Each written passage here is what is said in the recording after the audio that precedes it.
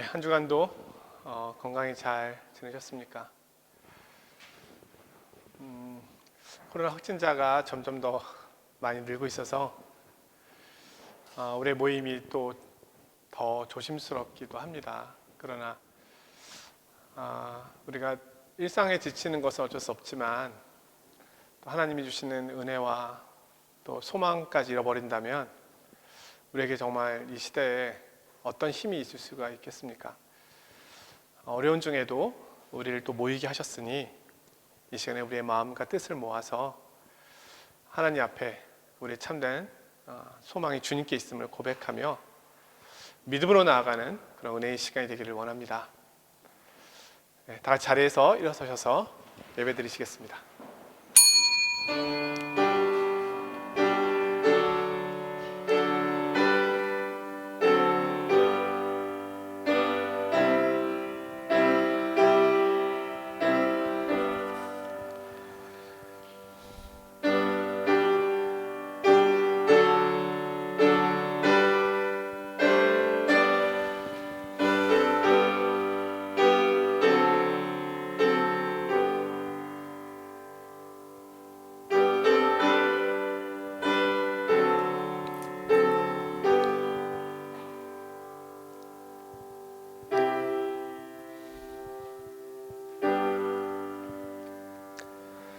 나의 영혼이 잠잠히 하나님만 바라며 나의 구원이 그에게서 나오는도다. 오직 그만이 나의 반석이시요 나의 구원이시요 나의 요새이시니 내가 크게 흔들리지 아니하리로다. 아멘. 거룩하신 아버지 하나님, 새로운 달, 새로운 계절을 저희들에게 허락해 주시고 또 그 가운데서 한 주간 동안도 평안한 가운데 강건하게 보낼 수 있도록 인도해 주심에 감사를 드립니다. 질병의 위험이 우리 가까이, 아주 가까이에 와 있지만 그러나 우리의 영적인 목마름과 굶주림은 하나님을 향하여 더 크게 하심도 감사드립니다. 오늘도 이 예배의 자리에 주님을 사모하는 마음으로, 하나님의 은혜를 사모하는 마음으로 저희들 모이게 하여 주셨사오니 하늘로부터 주시는 신령한 은혜와 하나님의 크신 은총을 경험하는 은혜의 한 시간이 되게 하여 주시옵소서. 주님, 삶에 지치고 인생의 길에 지쳐있는 저희들에게 하나님께서 다시금 새롭게 힘을 주시고 일으켜 주시는 그 능력을 경험하는 복된 자리가 되게 하여 주시옵소서. 예배의 시작과 끝을 성령 하나님께 의탁드리오며 예수 그리스도의 이름으로 기도드리옵나이다. 아멘. 사도신경으로 신앙 고백 드리겠습니다. 나는 전능하신 아버지 하나님 천지의 창조주를 믿습니다. 나는 그의 유일하신 아들 우리 주 예수 그리스도를 믿습니다. 그는 성령으로 잉태되어 동정녀 마리아에게서 나시고 본디오 빌라도에게 고난을 받아 십자가에 못 박혀 죽으시고 장사된 지 사흘 만에 죽은 자 가운데서 다시 살아나셨으며 하늘에 오르시어 전능하신 아버지 하나님 우편에 앉아 계시다가 거기로부터 살아있는 자와 죽은 자를 심판하러 오십니다. 나는 성령을 믿으며 거룩한 공교회와 성도의 교제와 죄를 용서받는 것과 몸의 부활과 영생을 믿습니다. 아멘. 찬송가 15장입니다.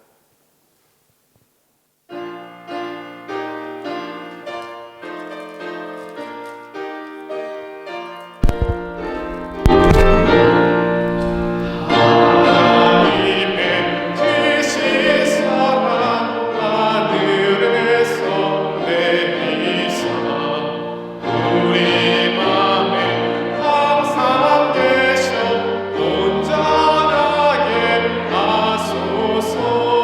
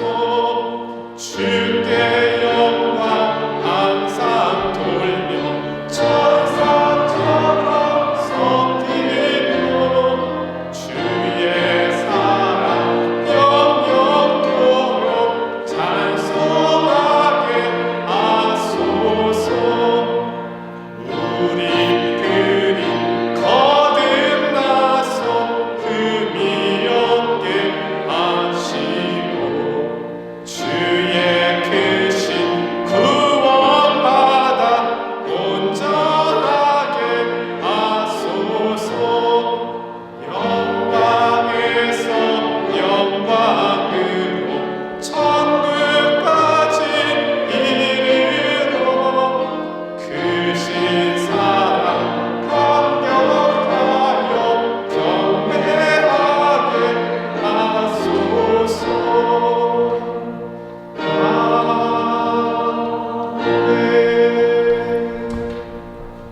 자리에 앉아주시기 바랍니다. 문명숙 권사님께서 기도 인도해 주시겠습니다.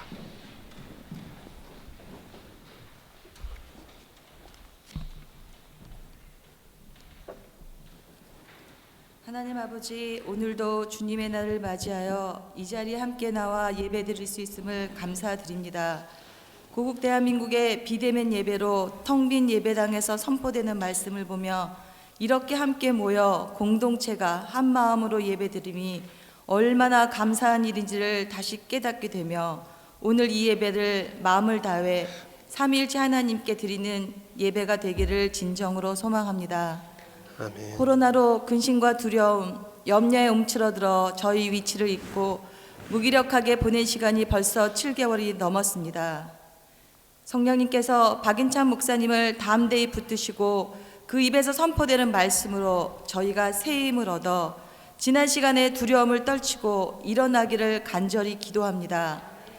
저희만을 위하여 살던 저희가 예수님이 몸소 낮아지셔서 겸손히 낮은 자를 섬기시고 자기 몸을 버려 저희를 새로운 삶으로 인도하셨던 그 깊은 복음의 말씀을 오늘 다시 깨닫기를 기도드립니다.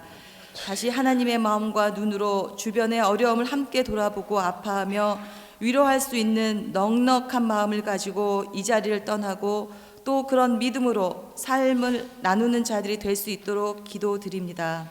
아멘. 목협을 비롯한 모든 교회 부서와 선교지, 다시 시작하는 학업과 일들이 많은 것들이 제대로 돌아가지 못하고 바뀌어 있지만 각 곳곳에서 하나님의 뜻대로 붙잡아 주심을 믿습니다. 아멘. 마음의 고통과 육체의 병, 경제적 어려움도 능히 이기게 하시고 이 자리에 함께하지 못하고 가정 예배로 함께하는 저희 지체들과 저희에게 이 어려움 속에서도 항상 저희에게 좋은 것을 주시고 예비하고 계신 하나님의 큰 뜻과 자잘한 섭리의 손길을 느끼고 저희 입에서 감사함이 떠나지 않도록 깨닫게 해주셔서 겸손한 자, 섬기는 자, 항상 감사로 기뻐하는 자, 신앙을 잃어가는 이 세상에서 믿음을 붙잡고 끝까지 승리한 자가 되기를 예수님의 이름으로 기도드립니다. 아멘. 아멘.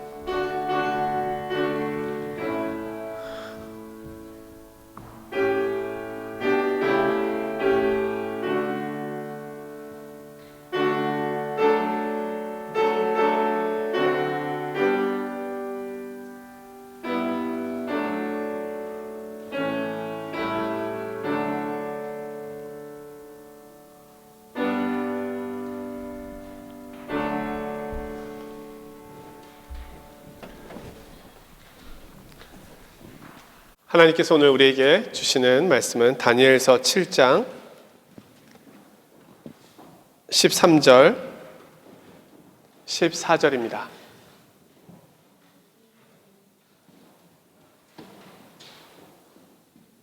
제가 받들어 봉독하겠습니다. 내가 또 밤 환상 중에 보니 인자 같은 이가 하늘 구름을 타고 와서 옛적부터 항상 계신 이에게 나아가 그 앞으로 인도되매 그에게 권세와 영광과 나라를 주고 모든 백성과 나라들과 다른 언어를 말하는 모든 자들이 그를 섬기게 하였으니 그의 권세는 소멸되지 아니하는 영원한 권세요 그의 나라는 멸망하지 아니할 것이니라. 아멘.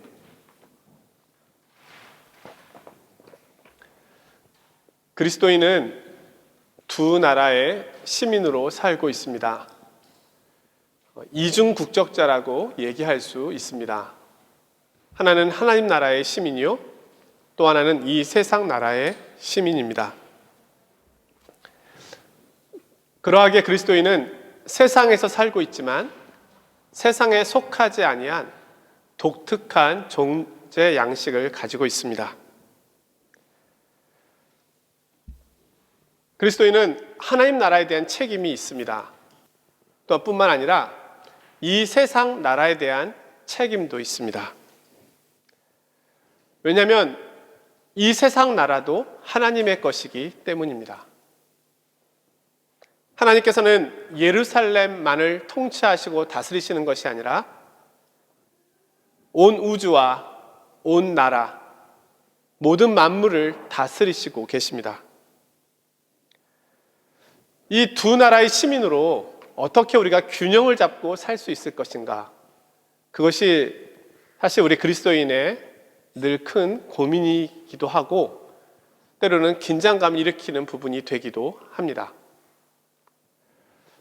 이 일에 있어서 가장 균형을 일으키고자 노력했던 사람 중에 아브라함 카이퍼라고 하는 인물이 있습니다. 그는 19세기 후반과 20세기 초에 네덜란드의 신학자이면서 동시에 목회자, 또한 네덜란드의 수상이 되기까지 하였습니다. 그는 1874년 국회의원에 선출되어 1901년에 네덜란드의 수상이 되었고, 수상이 된 후에 그가 한 일은 모든 그리스도인들로 내각을 구성하는 일이었습니다. 그래서 기독교 국가를 만들어 보겠다, 그런 목표를 세웠습니다. 그는 종교개혁자 칼빈의 영향을 많이 받았습니다. 그래서 제2의 칼빈이라고 불리우기도 합니다. 종교개혁자 칼빈은 이 우주는 하나님의 영광을 드러내기 위한 극장이다, 이렇게 표현하였습니다. 마찬가지로 이 아브라함 카이퍼도 이 세상 어디든지 우리 인생 가운데 내가 일해야 할 소명의 위치가 없다고 할 땅은 단 한 치도 없다. 말이 좀 어렵죠?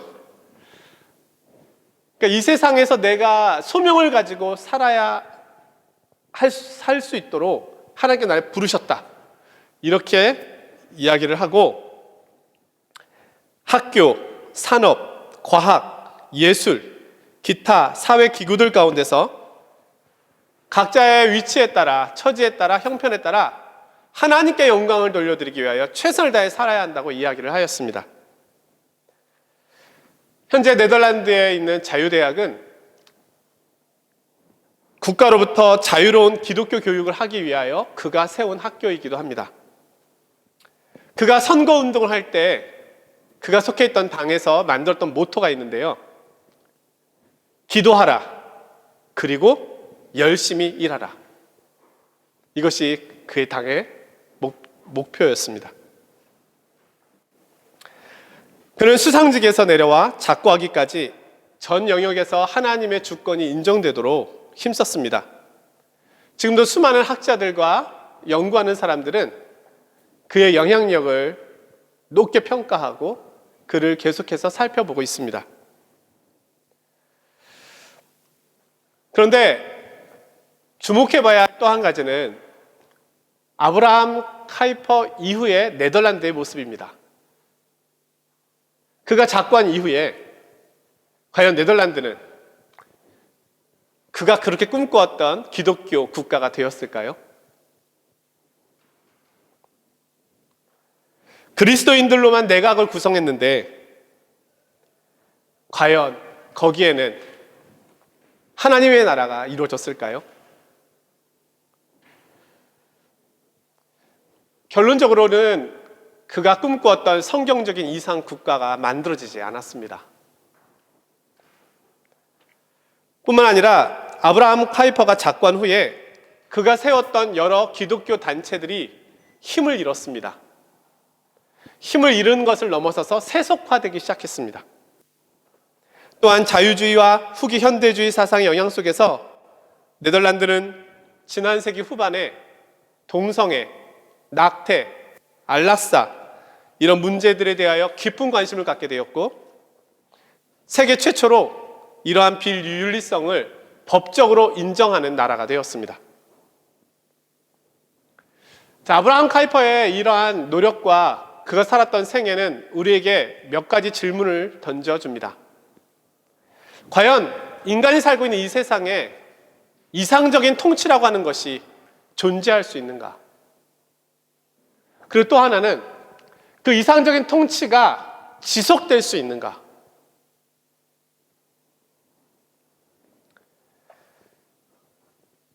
우리가 앞에서 이야기를 들은 것처럼 그럴 수 없다는 것입니다. 역사는 이것을 우리에게 보여주고 있습니다. 이 세상에 이상적인 나라도 없고 또한 영원한 것도 존재하지 않습니다. 두 나라를 살고 있는 그리스도인에게 있어서는 이것을 균형 잡는 것이 중요합니다. 하나님 나라의 가치와 세상 나라로서의 삶의 소명, 이 두 가지 균형을 가지고 살아가는 것이 중요합니다. 그런데 지금 이 코로나 시대에는 우리의 가치를 조금 바꾸고 있습니다. 균형 잡힌 신앙인의 모습으로서가 아니라 우리가 예배를 드리지 못하는 시간이 길어지고 또 성도들의 교제와 나눔의 시간이 짧아지면서 우리가 세상적인 가치관에 우리의 마음과 생각을 빼앗기는 시간이 많아졌다는 것입니다. 일주일에 몇 번씩 교회에 나와서 기도와 말씀과 성경 공부에 전념했던 성도님들은 그 시간이 다른 시간으로 채워지는데요. 그것이 하나님 나라의 가치로 채워지기보다는 세상 나라의 가치로 채워지기에 너무 쉬운 조건에 우리가 노출되게 되었다는 것입니다. 그래서 많은 신앙인들이 공통적으로 이야기하는 것이 너무 목마르고 너무 영적으로 굶주려 있다는 것입니다. 너무 힘들고 너무 지쳐 있다는 거예요. 왜요? 우리는 영적인 존재인데 영적인 이야기를 들을 수 있는 기회와 시간이 현저하게 줄어들어 버렸습니다. 그리고 세상 우리를 향하여 너희도 우리와 다르지 않다라고 계속 이야기하고 있기 때문입니다. 자, 이럴 때 우리가 어떻게 신앙생활을 해야 할까요? 물론 그 대답을 완전하게 찾기는 쉽지 않습니다만 오늘 바벨론에서 살아가고 있었던 다니엘의 이야기를 통해서 우리에게 주시는 하나님의 음성은 무엇인지 귀를 기울여 보려 합니다. 먼저는 하나님의 주권을 끝까지 바라보아야 합니다. 넓은 의미에서 다니엘의 큰 주제는 다니엘서 4장 25절이라고 할 수 있는데요. 제가 대신 읽어드리면요. 그때 지극히 높으신 이가 사람의 나라를 다스리시며 자기의 뜻대로 그것을 누구에게든지 주시는 줄을 아시리이다. 인간 나라의 모든 역사 그리고 이 인간 나라에 대한 주권이 인간에게 있지 않고 하나님께 있다는 것입니다. 하나님은 온 세상 나라의 통치자여 주권자가 되십니다. 이스라엘 백성들이 바벨론에서 바벨론 포로기에서 돌아오는 시점, 그리고 다니엘과 세 친구가 높임을 받았던 모습들, 그리고 그 이후의 성경의 역사들을 보면 하나님의 주권과 계획이 얼마나 이 세상 가운데 섬세하게 미치고 있는지를 볼 수가 있습니다. 따라서 오늘 성경은 우리가 정말로 두려워해야 할 것은 이 세상에서 일어나고 있는 현상이나 일이 아니라 그 뒤에 일하고 계신 하나님이라는 것을 이야기해주고 있습니다. 또한 제국의 권세를 잡은 자들을 향해서는 그 힘이 하나님께로부터 나왔고 그 힘이 영원하지 않음을 기억하고 하나님 앞에서 겸손해야 함을 이야기해주고 있는 것입니다. 지금 코로나19 바이러스는 전 세계에 너무나 많은 영향을 주었습니다. 인명피해뿐만이 아니라 경제적인 위험, 어려움을 가져다 주었고요. 가정이 무너지고 또 사회적, 국가적인 긴장감도 매우 커졌습니다. 하지만 이런 위험과 어려운 부분도 있지만 긍정적인 부분도 또 생각해 볼 수 있습니다. 코로나19 바이러스로 인해서 가장 큰 위상을 떨친 나라는 대한민국입니다. 아주 긍정적인 효과죠. 또한 생태계가 쉼을 얻게 되었습니다. 또 선교주에서 일하시는 성교사님들의 말씀을 들어보면 이제는 선교지에 오는 이 단기 선교라든가 비전 트립이 없어졌기 때문에 선교지에서 하고 있는 일들이 행사 중심이 아니라 양육과 말씀 중심으로 갈 수밖에 없는 상황이 되었다고 합니다. 근데 그것이 말씀의 본질로 돌아가는 데 있어서 가장 중요한 일을 하고 있다라고 이야기를 합니다. 그래서 선교사님들은 도리어 코로나19 바이러스로 인해서 선교의 본질을 찾게 되었다고 이야기하는 분들이 많습니다. 또한 개인적으로는요, 나의 신앙과 또 나의 믿음을 점검할 수 있는 좋은 기회가 되기도 하였습니다. 인터넷에서 코로나가 인류에게 보내는 편지라고 하는 글을 우연히 보게 되었는데요. 제가 잠시 코로나가 우리에게 어떤 편지를 보내고 있는지 한번 읽어드리겠습니다. 코로나가 인류에게 보낸 편지. 지구가 속삭였지만 당신들은 듣지 않았습니다. 지구가 소리쳐 외쳤을 때 당신들은 오히려 귀를 막았습니다. 그래서 내가 태어났습니다. 나는 당신들을 벌주기 위해 태어난 것이 아닙니다. 나는 당신들을 깨우기 위해 태어났습니다. 지구는 도와달라고 외쳤습니다. 대규모 홍수, 큰 산불, 강력한 폭풍과 돌풍에도 당신들은 들으려 하지 않았습니다. 해양 오염으로 빙하가 녹아내리는 심각한 경고에도, 혹독한 가뭄에도 지구가 얼마나 심각한 부정적 영향을 받고 있는지 들으려 하지 않았습니다. 전쟁이 끊이지 않고 인간의 욕심은 멈추지 않고 무수한 증오에도 매일 수많은 생명이 죽어가도 당신들은 그저 당신들의 삶을 이어갈 뿐이었습니다. 내가 마침내 당신들에게 듣게 만들었습니다. 당신들로 대피하게 만들었고 더 이상 물질적인 것에만 집중하지 못하게 만들었습니다. 이제 당신들은 지구가 어떤 상태인지 느낄 수 있게 되었습니다. 생존에 대한 진정한 염려를 알게 되었습니다. 내가 떠나고 이 모든 것이 지나간 후에 제발 이 시간들을 기억해 주십시오. 지구의 이야기를 들어주세요. 당신 영혼의 소리에 귀 기울여 주세요. 싸움을 멈추고 더 이상 물질적인 데 매달리지 말아주세요. 그리고 이제 이웃 사랑하기를 시작해 보세요. 지구와 그 안의 모든 생물을 보살펴 주세요. 그리고 마지막으로 창조주를 인정하세요. 그렇지 않다면 홍내가 다시 돌아올 수 있습니다. 그리고 그때는 지금보다 훨씬 강력한 모습으로 돌아오게 될 것입니다. 코로나 바이러스 그림.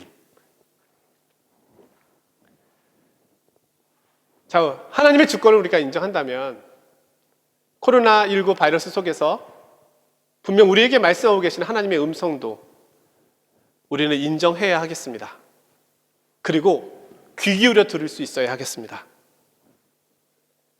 하나님께서는 또 다른 방식으로 나의 영혼을 깨우고 계시고 교회를 깨우고 계시며 하나님 나라를 더 우리 가운데 더 일찍 오도록 일하시고 계시다는 것입니다. 두 번째로 오늘 말씀의 교훈은 멸망하지 않는 나라가 반드시 온다는 것입니다. 우리는 이번 위기를 통해서 이 세상 나라가 결코 안전하지 않다는 것을 알게 되었습니다. 언제든지 위험이 올 수 있음을 배우게 되었습니다. 하나님께서는 이 시대의 이런 어려움을 통해서 정말로 안전한 나라, 멸망하지 않는 나라, 영원한 나라를 우리에게 보여주시기를 진심으로 원하시고 계시는 겁니다. 우리는 영원한 나라를 바라보게 되었고 영원한 구원을 더 간절히 사모하게 되었습니다. 바벨론에 있는 이스라엘 백성들은 오랫동안 예배를 드리지 못하였습니다. 성전이 무너졌지요. 포로가 되었지요. 그러나 성전을 향한 사모함은 굉장히 컸습니다. 그래서 그들은 하늘을 향해 늘 질문을 던지고 있었습니다. 언제 우리 민족이 회복되겠습니까? 언제 우리 민족의 구원을 받겠습니까? 약속하신 그 메시아, 영원한 왕은 언제 오시는 겁니까? 그것이 그들의 질문이었습니다. 오늘날도 우리가 이 시대를 경험하면서 이와 동일한 질문을 던질 수 있어야 하겠습니다. 하나님이 말씀하신 그 하나님의 나라는 언제 오는 것입니까?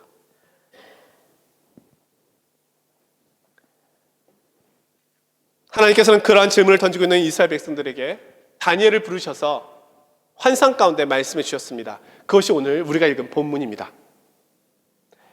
내가 또 밤 환상 중에 보니 인자 같은 이가 하늘 구름을 타고 와서 옛적부터 항상 계신 이에게 나와 그 앞으로 인도되매 그에게 권세와 영광과 나라를 주고 모든 백성과 나라들과 다른 언어를 말하는 모든 자들이 그를 섬기게 하였으니 그의 권세는 소멸되지 아니하는 영원한 권세요 그의 나라는 멸망하지 아니할 것이니라. 하나님께서는 자신이 세우실 이상적인 나라를 만드시기 위하여 영원한 왕이 올 것임을 예언해 주셨습니다. 그것은 그 영원한 왕이 인자로서 온다는 것입니다. 인자는 글자 그대로 해석하면 사람의 아들입니다. 불어로 보니까 엉피스 드 롬무 이렇게 되어 있더라고요. 다니엘은 환상 중에 한 사람 같은 아들을 보았습니다. 사람인데 사람 같은. 왜냐하면 사람과 유사한 모습을 갖고 계셨지만 구름을 타고 오는 모습을 볼 때는 사람이라고 할 수가 없었습니다. 구약 성경에서 구름의 임재를 나타낼 때는 하나님의 임재를 상징하는 모습으로 사용되었습니다. 이 인자 같은 이는 결국은 하나님과 같은 이였습니다. 인간의 모습을 가진 인간의 모습과 유사한 신, 그가 오면 영원한 나라가 세워질 것이다. 이 말씀은 포로기 가운데 있는 이스라엘 백성들에게 큰 소망을 주었습니다. 이스라엘은 회복될 것이고 예루살렘 성전은 회복될 것이며 영원한 통치자가 와서 우리에게 영원한 나라를 선물로 주실 것이다. 그들은 고대했습니다. 생각해 보십시오. 이스라엘에게 얼마나 많은 전쟁이 있었습니까? 얼마나 많은 위험들이 있었습니까? 이스라엘에 얼마나 많은 전염병들이 있었습니까? 얼마나 많은 가뭄이 있었습니까? 그들은 정말 그 어려움 속에서 하나님이 약속하신 위기가 없는 나라, 안전한 나라를 사모했습니다. 그런데 그 나라의 왕이 오신다는 겁니다. 그들은 기다렸습니다. 이 다니엘에게 약속하신 이 말씀이 언제 성취될 것인가? 100년을 기다렸고요. 200년을 기다렸고요. 하나님의 시간표는 우리의 시간표와 분명 다릅니다. 600년이 지난 어느 날 인자 같은 이가 오셨습니다. 예수 그리스도, 만왕의 왕, 만주의 주, 영원한 나라를 세우시기 위하여 그분이 오신 겁니다. 예수님은 자신을 인자라고 표현하셨습니다. 그런데 표현이 좀 다른데요. 우리말에는 그냥 인자지만 영어나 불어 성경에 보면 관사가 붙어 있습니다. 그래서 불어로는 르피스 드 롬무가 됩니다. 그 사람의 아들. 예수님은 자신을 그렇게 부르셨습니다. 다시 말하면 다니엘서 7장 14절에서 말하고 있는 그 인자, 그가 바로 나다라고 말씀하신 겁니다. 다니엘의 예언이 나로 인하여 성취되었고 완전히 성취될 것임을 말씀하는 것입니다. 우리는 이 말씀이 성취된 시대에 살아가고 있습니다. 물론 그리스도께서 오셔서 부분적으로 성취됐지만 완전한 성취는 다시 오실 때 이루어질 것입니다. 분명한 것은 우리는 보았고 들었고 알고 있다는 것입니다. 마태복음 26장 64절에서 보면 예수님께서 대제사장 앞에서 자신을 소개하시는데요. 예수께서 이르시되 내가 말하였느니라. 그러나 내가 너에게 이르노니 이후에 인자가 권능의 우편에 앉아 있는 것과 하늘 구름을 타고 오는 것을 너희가 보리라. 그분은 영원한 권세를 가지시고 다시 오실 것입니다. 하나님의 나라는, 하나님의 통치는 시작되었고 이제 영원한 통치를 기다리고 있는 것입니다. 지금은 그 과정입니다. 그러하기에 이 세상은 늘 요동치고 있고 흔들리고 있는 것입니다. 우리는 이 세상이 요동치고 흔들릴 때 이상하게 생각하지 말아야 하겠습니다. 그것이 이 세상의 한계입니다. 그리고 영원한 것이 오기 위해서는 일시적인 것은 흔들릴 수밖에 없습니다. 모든 나라는 흥하고 망합니다. 영원한 권세와 영원한 권력은 이 세상에 존재하지 않습니다. 모든 권력과 권세도 풀의 꽃과 같이 아침의 안개와 같이 사라질 뿐입니다. 그러나 주님의 권세는 영원합니다. 사랑하는 성도 여러분, 이 시대를 살아가고 있는 우리에게 이 두 가지 위치, 두 가지 역할이 있습니다. 우리는 우리에게 주어진 일을 열심히 감당해야 될, 이 세상도 하나님의 것임을 선포하며 주어진 자리에서 하나님의 영광을 위하여 최선을 다해 수고해야 될 책임이 있습니다. 그러나 잊지 말아야 할 것은요, 아니 더 중요한 것은요, 우리가 하나님 나라의 백성이라는 사실입니다. 영원한 것은 오지 않았지만 반드시 올 것이라는 기대와 소망 가운데 하나님 나라를 위하여 살아가야 한다는 것입니다. 전 세계가 혼란스럽고 나라가 흔들릴수록 우리는 더욱더 그분을 바라보아야 하겠습니다. 땅의 것에 우리들의 시선을 빼앗겨서는 안 되겠습니다. 지금의 큰 변화와 그에 따른 어려움, 이것은 낯선 것이 아님을 고백해야 하겠습니다. 하나님께서 세우실 완전한 하나님의 나라는 이 세상에 세워지는 것이 아닙니다. 하나님께서는 영원한 것을 세우시기 위하여 다시 오십니다. 하나님께서는 이 세상 나라의 진정한 통치자가 되십니다. 열심히 기도하십시오. 그리고 열심히 일하십시오. 그 모든 것을 통하여 하나님의 주권과 영광을 인정하십시오. 이것이 이 시대에 오늘 우리가 해야 될 가장 중요한 일일 것입니다. 우리의 삶의 자리에서 두 나라의 시민으로서, 균형 잡힌 하나님의 백성으로서 그렇게 한 주간도 믿음 가운데 살아가시기를 주님의 이름으로 축원드립니다. 거룩하신 아버지 하나님, 주님의 은혜와 사랑을 감사드립니다. 귀를 막고 듣지 않았던 우리들에게 이 인생과 삶의 위기를 통해서 듣게 하시고 알게 해주시니 감사합니다. 그런데 주님이 안타까운 것은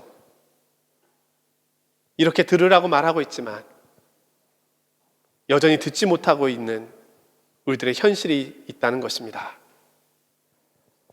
코로나가 외치고 있고 하나님이 외치고 계십니다.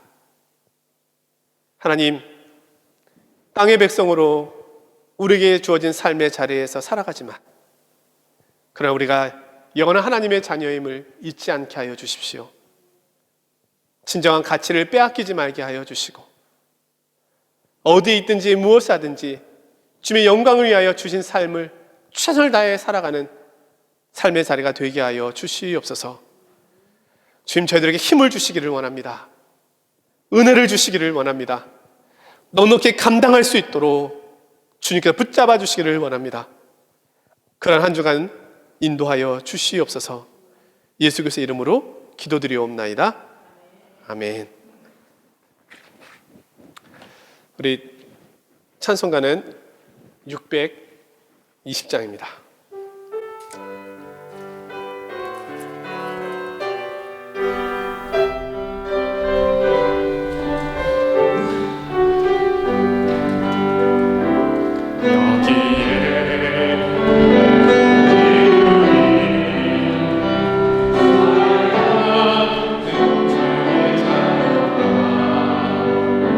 주께서 자리에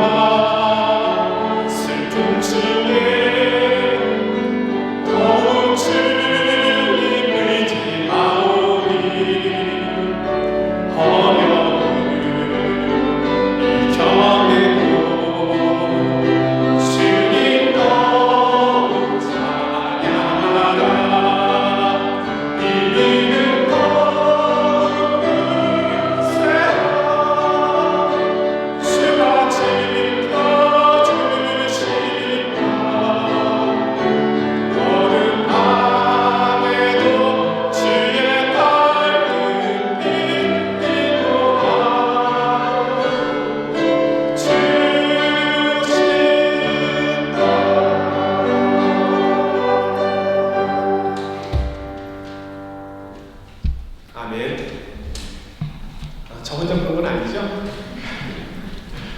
네, 마음껏 찬양할 수 있는 날이 속히 오기를 정말로 간절히 기다리고 기대하고 기도합니다. 교회 소식 전해드리겠는데요. 9월달 이제 새롭게 개학하고 또 새로운 계절 새롭게 출발하는데 오랫동안 연락을 못 하고 있는 그런 성도님들이 많이 계실 거예요. 저도 그러니까. 그래서 이번 9월 한 달은 봉주 사바의 달 해가지고 봉사의 달 이렇게 자책을 한번 정해봤는데, 지금까지 연락을 못했고 또 근황이 궁금한 분들 계시잖아요. 우리 교구장 또 구역장을 비롯해서 또 각 기관과 부서에 또 책임지고 계신 분들은 연락을 하셔가지고 어떻게 지내시는지, 잘 계시는지, 코로나는 피해 가셨는지 아니면 왔다가 지나가셨는지 안부 잘 묻고 어려움은 없으신지 그런 것도 한번 여쭤봐 주시고, 가능하면 신방을 갈 수 있으면 좋겠지만 너무 조심스러워가지고 나로 인해서 혹시 또 다른 사람에게 전염될 수 있는 가능성이 많기 때문에 그래서 많이들 못 나오시더라고요. 내가 나가는 건 괜찮은데 혹시라도 나 때문에 이렇게 전염될까봐. 아무튼 그런 상황이니까 우리 온라인상에서라도 이렇게 연락을 취하는 한 달이 되었으면 합니다. 9월 마지막 주에 프랑스 교회에서 이번에 온라인을 코로나 기간 동안에 오르간을 고쳤잖아요. 파이프 오르간을 다 비싼 금액을 들여서 고쳐가서 그 오르간 연주회를 한다고 해요. 그래서 1시 반에 끝난답니다. 그래서 우리가 12시 반, 2시 반 예배를 드리고 있는데 그날은 1시 반까지 시간을 사용한다고 하니까 9월 27일이에요. 마지막 주는 1부 예배를 2시 반에 드려야 될 것 같고 2부 예배는 4시쯤에 드려야 되지 않을까 그렇게 생각하고 있습니다. 이것이 결정이 되면 단체 카톡방을 통해서 알려드릴 테니까 일단 그렇게 생각하고 계시면 될 것 같아요. 그래서 9월 마지막 주는 그렇게 드린다. 가끔 집 없는 사람의 서름도 경험해야 집을 사고 싶은 마음이 드는 것처럼 그러나 이렇게 마음껏 예배당을 사용할 수 있는 것도 또 우리 교회의 큰 특권이니까는요. 우리가 불편함이 있지만 우리가 시간을 잘 기억해서 그렇게 사용하도록 해야 하겠습니다. 다른 광고는 주보를 참고해 주시면 되겠습니다. 우리 앞뒤 좌우에 계신 분들과 우리 인사하죠. 자, 평안하셨습니까? 자, 우리 인사하겠습니다. 눈으로 우리 인사하시죠. 예. 누가 누구인지 잘 모르시지는 않으시죠? 네, 우리 자리에서 일어나셔서 우리 예배당을 떠나기 전에 잠시 함께 기도했으면 하는데요. 오늘 말씀을 기억하면서 하나님, 두 나라의 백성으로 살아가고 있는데 때로는 이것이 긴장감이 있습니다. 그러나 우리의 정체성은 분명합니다. 이 세상 나라도 하나님의 것이지만 앞으로 펼쳐질 영원한 하나님의 나라는 우리가 그토록 사모하는 나라입니다. 우리에게 주어진 이 두 책임을 잘 감당할 수 있게 해달라고 열심히 기도하고 열심히 일하라. 우리가 이런 어떤 믿음의 선배들의 모토들을 기억하면서 한 주간 동안도 우리에게 주신 이 길을 기도하며 인내함으로 잘 감당해내는 한 주간이 되게 해달라고, 주님 제게 힘을 달라고, 예민해지지 않게 해주시고 외롭지 않게 해주시고 우울해지지 않게 해주시고 주신 힘으로 이 위험의 시기들을, 어려움의 시기를 잘 견딜 수 있게 해달라고, 꾸어줄지라도 꾸지 않는 자가 될 수 있도록 하나님 도와주시도록, 또 우리 코로나의 위험 가운데 있는 우리 성도님들을 위해서 잠시 함께 기도하겠습니다. 하나님 아버지, 은혜와 사랑을 감사드립니다. 오늘 말씀을 들었습니다. 두 나라의 백성으로 살아가고 있습니다. 때로는 긴장감이 있습니다. 아버지 하나님, 이 세상 나라도 하나님의 것이요 하나님의 통치가 있는 것이요 그런 영원한 하나님 나라도 세워질 것입니다. 주제들이 사모합니다. 한 주간 더 살아갈 때 지치지 않게 하여 주십시오. 하나님, 저들에게 위로해 주십시오. 저들에게 힘을 주십시오. 저들을 강건하게 해주십시오. 울거에 빠지지 않고 외로움에 빠지지 않도록 도와주십시오. 그래 절명의 어려운 가운데 있는 손들을 위로해 주시고 그들이 하나님 주신 하늘로부터 놀라운 평안과 위로가 넘치게 하여 주시옵소서. 하나님, 그렇게 도와주시길 간절히 원합니다. 우리들의 연약함이 있습니다. 우리들의 부족함이 있습니다. 그러나 하나님 도와주시옵소서. 살이 인내할 수 있도록 힘 주시옵소서. 우리 주 예수 그리스도의 은혜와 하나님 아버지의 무한하신 사랑과 성령님의 위로교통 충만케 하심이 이 세상도 하나님의 것이요 또 영원한 하나님의 나라를 세우기 위하여 오시는 하나님의 약속, 이 두 나라의 백성으로 살아가는 저희들 오늘도 인내하며 믿음으로 달려가기를 소원하며 돌아가는 살아가는 주제들 머리 위에와 주의 몸된 교회 파리장로 교회 위에 지금부터 영원까지 함께 하시기를 간절히 축원하옵나이다. 아멘.